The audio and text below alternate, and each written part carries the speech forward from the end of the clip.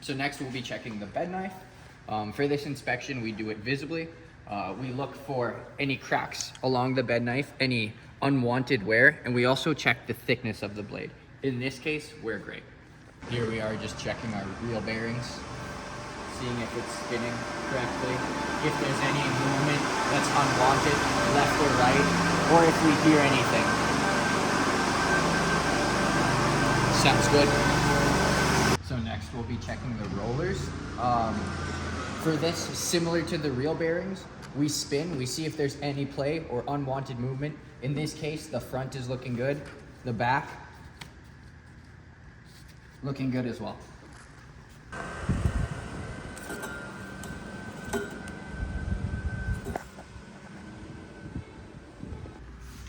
So this is our grinder. It's a Dual Express 5000 flat edge grinder. This is what we have at our course. First, I'll turn the power on. We'll open the door. There's a safety latch you have to remove, and then you can begin lowering the pad.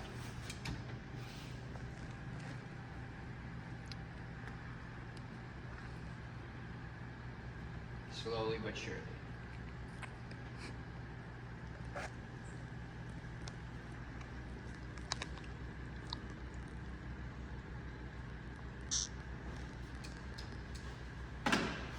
Next step, we will load on a reel.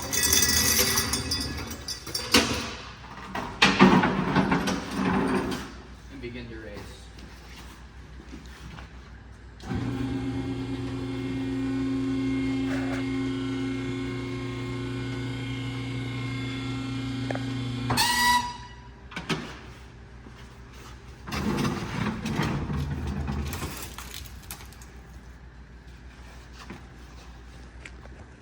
First things first, we will mount our reel in the grinder. So we'll open the doors and we'll begin to pull the reel forward. There are these mounting brackets right here. We need to have the front roller in the bracket at an even spacing, not having one side pushed over more than the other.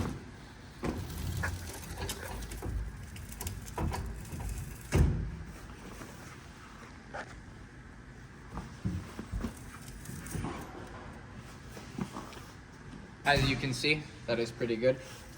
It is important to also mention, depending on which reel you use, the drive side will be either on the left or right. For our case, it is on the left, so we did not have to move our drive. Next, we'll begin to mount. Simply turn over the holders. There is a quick release button on each of these. You can pull down and then tighten.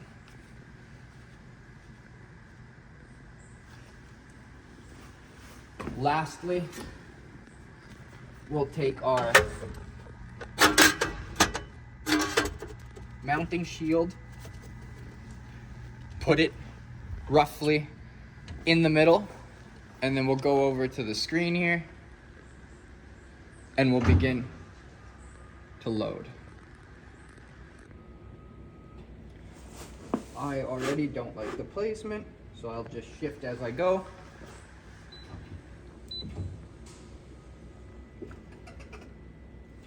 It is also important to notice that the bracket here is sitting on top of this, not behind. It is easy for you to have the wrong angle and have this sit behind it. That is not safe. Cool. So to attach the motor that drives the reel, we'll first loosen this handle and then the handle that controls height. Then we can slide it over. I find if it's hard to get in the slot, twisting here can get you in the position that you need. And then once you're in,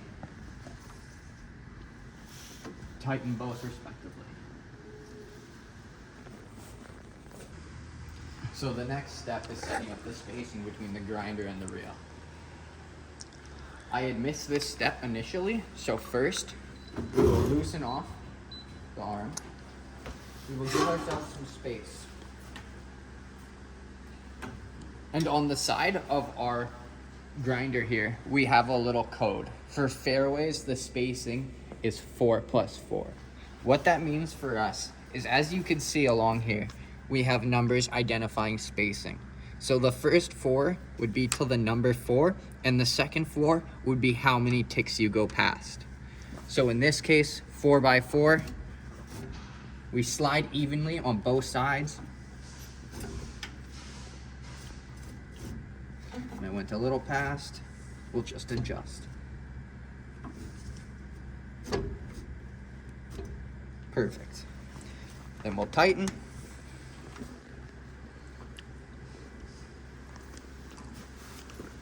We'll replace our locking shield. And we'll tighten it up. Perfect. So as you can see, if you look on this screen here, we need to set our traverse stops. This is a simple procedure. We'll start with our left side.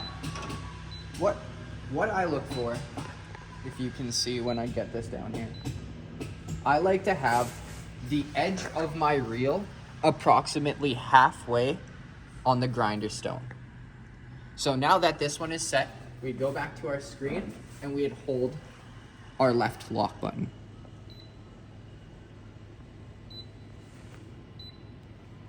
Red shows it's locked, so then we'll begin with the right side. Slowly moving it over. And same idea, trying to get the edge of the blade in the middle of the grindstone. Perfect. Lock.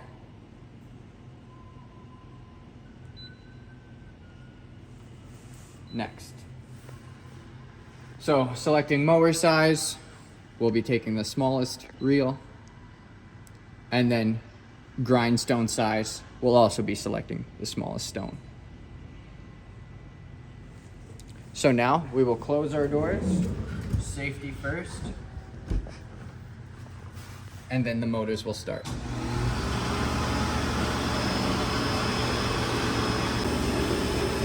So next, we'll be setting the stone to reel. This little button here that looks like 2 houses, one upside down and one right side up. Like this, it will move the whole unit as one. If we then select the other option where there's 2 arrows on the left and 2 arrows on the right, this will move either side independently. First, we start off with the whole unit together. We always take our time with this step. There is no need to rush. 1 didn't do anything. 2 didn't seem to do anything. But then on the 3rd, we started to get some minor contact. This is what we're looking for. And as you can see, we're getting minor contact throughout the whole reel. So for us, we did not have to switch between independent sides and the whole unit. As you could see, we had full contact across the whole reel. Our next step is then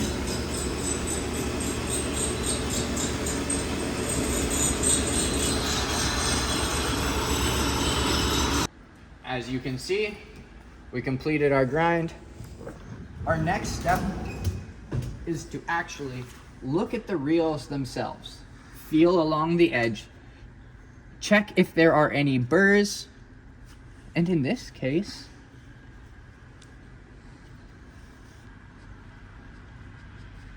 we are good.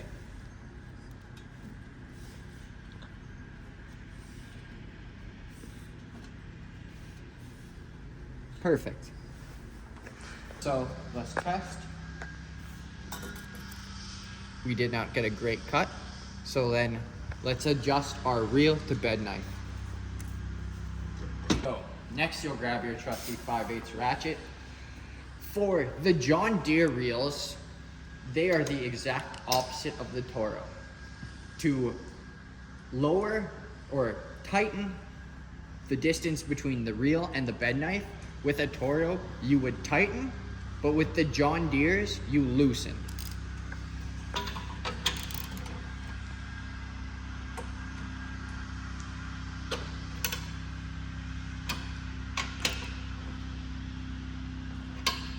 As we can see, on the right side, we don't get a perfect cut. And on the left side, we do. So we will just adjust the right side rather than both. So after adjusting the right side and the left side, we'll see how our contact is. Perfect.